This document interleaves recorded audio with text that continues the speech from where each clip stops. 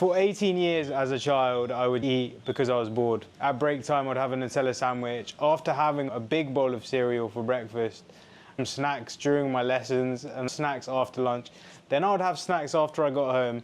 And so eating was not for fuel. Over the last few years, I've had to rewire my eating habits. I actually lost 50 kilos, but I got into a binge eating habit.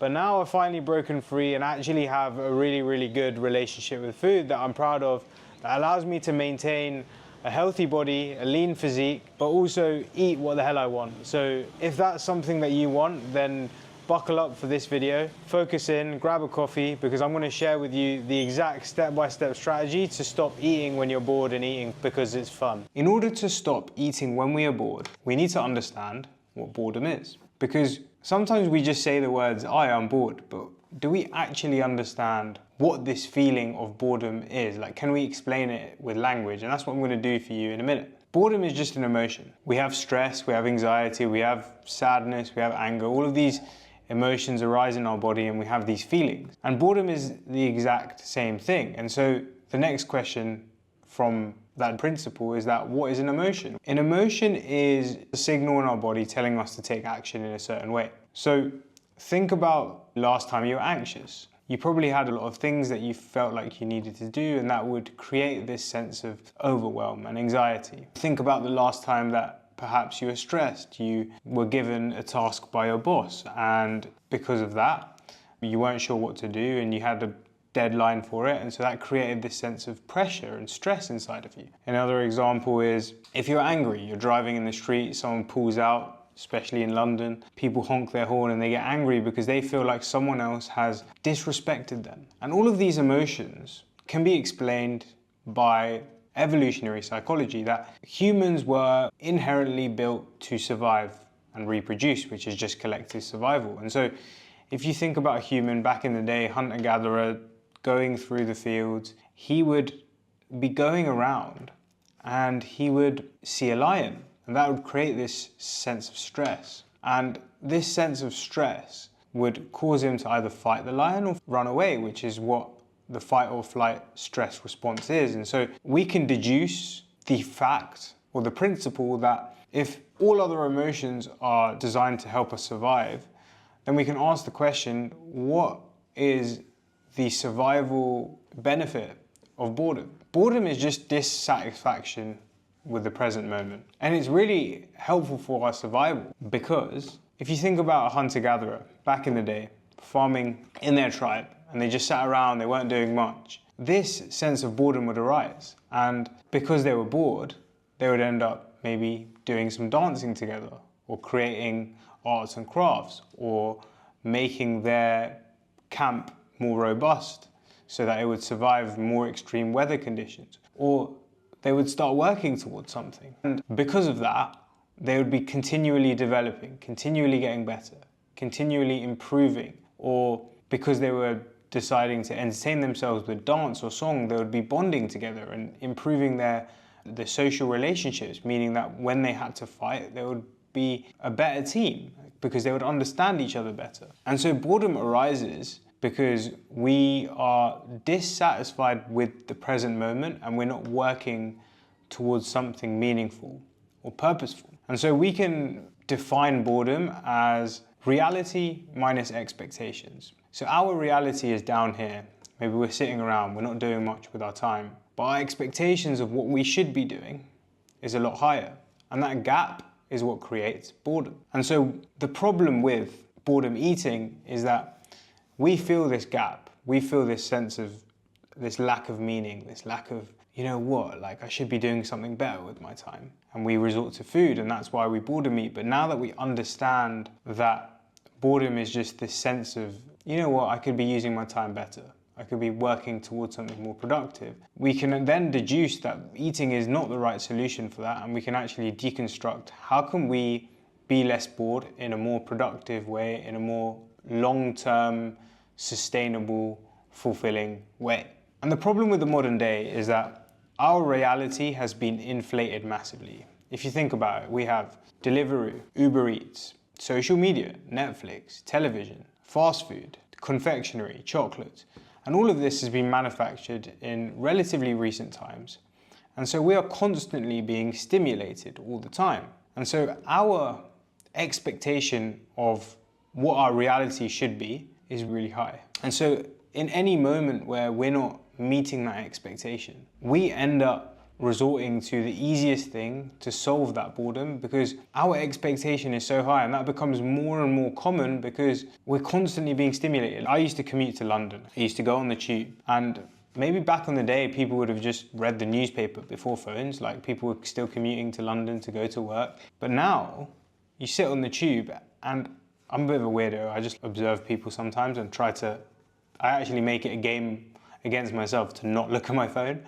And so when I look around, I just see people take out their phone and immediately start scrolling, which is obviously stimulating our mind. And so the moment that we feel like we're not doing something, or we have to sit in silence without any stimulation, we feel this sense of boredom because our expectations of what we should be doing is so heightened because we're constantly taking this stuff in from everything that's going on in the modern world. And so we're feeling bored more. There's the easy solution of food. We resort to food, to eating. How can we just stop feeling bored? And we can either, like we said, decrease the expectations of what we should be doing, and I'm going to explain how you can do this in a minute, or we can increase our reality in a meaningful way, in a more productive way, in a way that isn't just consuming lots and lots of food. And the first way that I want to explain is just to decrease our expectations. And there's a method called dopamine fasting that a lot of self-improvement YouTubers recommend. And I think it is quite a useful exercise to some extent to go through. And I'm going to explain how you can do it in a minute. But let me explain first exactly why dopamine is such a powerful neurotransmitter or chemical in our brain that kind of controls how we feel at any given moment. So dopamine is released in our brain, we feel this sense of pleasure. And so when we eat some fast food, we feel a sense of pleasure. When we look at our phone and go on social media, we feel a sense of pleasure. All of these things create these really fast peaks, and they're followed by crashes. And so every time that we indulge in these high stimulation activities, we end up experiencing a crash afterwards, which means that it's easier for us to feel bored. And so what a lot of self-improvement YouTubers, a lot of other people, entrepreneurs, but all of these guys, what they'll do is spend a few days or even a week or even sometimes longer where they do something called a dopamine fast. And let me share with you exactly how this dopamine fast works. It basically means that you take yourself away from all of these high dopamine activities so that you reset how stimulating certain activities are. And so a good example of this, I was watching a video by a guy called Charlie Morgan. He's like an 8-figure millionaire, entrepreneur, very good content online. And he talks about how when he goes to a party, he finds it really stimulating because he's usually in this kind of unstimulated state. And so what you can do in your life, which is super powerful, is take yourself away from these dopamine inducing activities. And it means that you actually become more content with not doing much because everything feels more stimulating. And so your expectations of what the present day should feel like actually go down because you've taken yourself away from the things that are just constantly stimulating you. And I'll illustrate an example, very simple example. You have two guys, and one guy wakes up and he looks at his phone straight away, so he has a peak in dopamine from that. He masturbates. He eats a bit of junk food, maybe a McDonald's breakfast, sausage and egg McMuffin. He has some chocolate. He watches some Netflix, like all of these very high dopamine activities. And then you have another guy who wakes up, he goes for a walk, he maybe goes for a run, and he reads a book, and he does some meditation. And then 6 hours later, these two guys have to do some cleaning. Which guy do you think is going to enjoy the cleaning more? Which guy do you think is actually going to love the cleaning? It's obviously going to be the guy that didn't do all these dopaminergic activities, right? Cleaning is a boring activity. But can you see how the guy that hasn't engaged in all these artificial, cheap dopamine activities is still going to find more enjoyment in the boring activity of cleaning than the guy that has already stimulated his brain so much and he's just fried it with random shit. Maybe he's even done some cocaine in the morning. And the point here is that if you want to stop boredom eating, then you need to lower down your expectations of what life should be like by stimulating yourself less. So look at your phone less.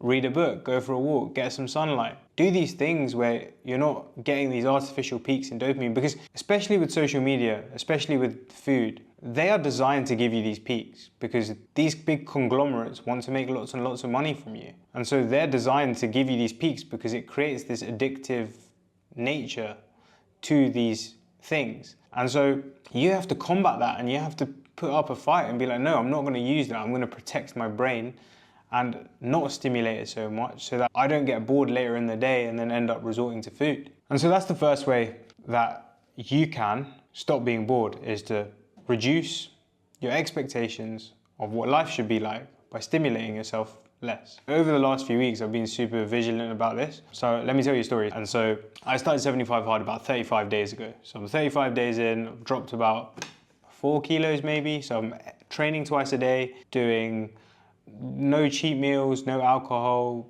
super clean eating, being as disciplined as I can, training a lot. Like, I'm doing steps, I'm doing all these things. And so like, I don't even have the time to stimulate myself with like my phone, or I'm not eating any fast food. And so I genuinely feel more focused. I genuinely feel more content doing boring activities because I'm not used to being stimulated all the time. And so I think it's so powerful to do this kind of dopamine detox where you just focus on doing these activities which are stereotypically difficult. And then you learn to love it afterwards as well. Like, you learn to actually enjoy it. And like, when I go onto my phone and if I go onto social media, like, I don't even find it that enjoyable. So it has that kind of repulsion effect after you've done this fast, and it makes the boring activities really fun. And like, I've gone so far that I keep my phone on grayscale now.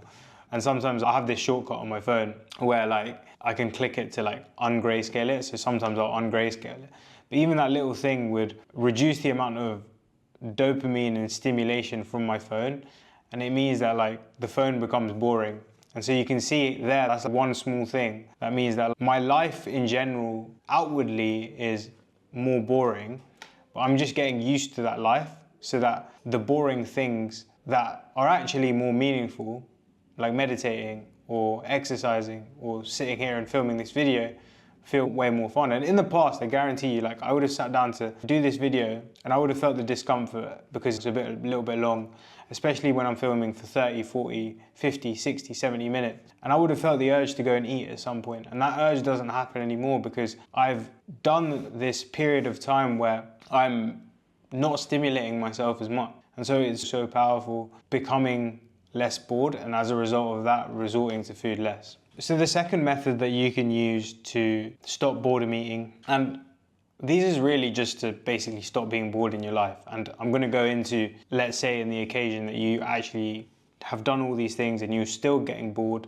how can you stop the impulses then after this? But this one is super powerful, is actually just to increase the reality of your life, make your life more interesting for yourself. And so let me tell you a story. In 2023, I was employed at a consulting company. It was a consulting company that consulted other consulting companies. And so if you think about it like that, it was pretty BS, where we would get projects and the projects would be like, size the market of the consulting market in the Cayman Islands. And no one would fucking know the size of that, especially where we were giving forecasts for 2030. But then they would create these predictions based on like their research that they do. I was a data scientist, so I'd have this market sizing model and I'd run a script. And sometimes the numbers in the script would not add up at all to the predictions that they gave. And this is a script that they built, right? And the point here is that these guys would tell me to fudge the numbers. And they'll be like, all right, those numbers don't match up. Let's just add another variable in here so that it does match up. And I would think in my head, is this my life? Is this my life where I'm just literally fudging numbers to help them make money and give predictions for something that I really didn't give a shit about? That was the truth of it. And that made me feel bored with life. And so I felt unfulfilled, and those emotions of boredom and unfulfillment created more of a desire for me to use food or use other substances as a way to escape this discomfort. But instead of using the food, then at that point, if you're feeling this way, you have to confront the discomfort, because the food is never going to fill the void. The food is never going to fill the void. And so what we've really got to do is have a meaningful goal to work towards. And look, if you can't leave your job, I understand that you've got to work the job, you've got to earn money, you've got to pay your bills, whatever, I get it. But I think it's still important to if you're really not enjoying your job, have a goal outside of your work so that you're either working on leaving that job or it's something completely separate that really lights a fire underneath you. You have to understand that society has been built to cater for the masses, right? And we get given these goals when we grow up. So we get given these goals where we have to get good grades. And then they say, go to university. And then they say, go get a graduate job. And then they say, go rise up the ranks. And then what happens 20 years down the line, people wake up and they're like, fuck, I didn't actually want that goal. And they get a midlife crisis. And especially if you're watching this video and you're at this point, you probably have a high degree of introspection and self-awareness. And you could probably question, okay, society has given me all these goals. Are these goals actually serving me? And at that point, if they're not serving you, if you don't feel you're truly happy, if you don't feel like in 10 years' time, if the path that you're on not actually going to lead you to a place where you're going to be truly fulfilled and truly happy and truly not bored, then that's when you can start making changes. And I think the best thing to do, say if you're in this place where you're feeling bored at work, you're resorting to food for comfort, then make it the #1 priority in your life to get healthy, to get in shape, and drive all of your resources towards that. So buy a nutrition program, buy a fitness program, go to a nice gym, consume yourself with this goal of getting into the best shape in your life, because it will give you two things. Exercising a lot will just give you a lot of clarity. It will show you a path. There's something about exercising, it's very meditative, you get to understand yourself, maybe because a lot of the times when you're exercising, you have to do it on your own. And even when you are with other people, you're still working against yourself. And you build this relationship with yourself because you constantly have to show up for yourself. And so you start to trust yourself more. And in that process, you gain clarity and you gain confidence. And that will show you the path. That will light up the path for you out of this bored, unfulfilled state. But let's say you're healthy. Then the next thing I think is a great thing to do is just start a business. Start some sort of revenue or generating side project for yourself on the side of your job. Reach out to people, start trying to sell, because that will give you more purpose and more meaning in your life than you've maybe even ever had before. And because of that, you won't resort to food because you won't be bored. And I'll give you an example. Like, I was in a really shitty job 18 months ago, looking back. I was doing pretty meaningful work. I got fired. I left for a few months. I was going to interviews, doing the same thing. I eventually was like, no, I'm going to start a business. I'm going to help people lose weight. And now I get to create YouTube videos that help people with their struggles that I had in my past. It brings so much meaning that if I'm not filming a video or scripting a video, I'm just thinking about it. And that purpose means that I am rarely bored.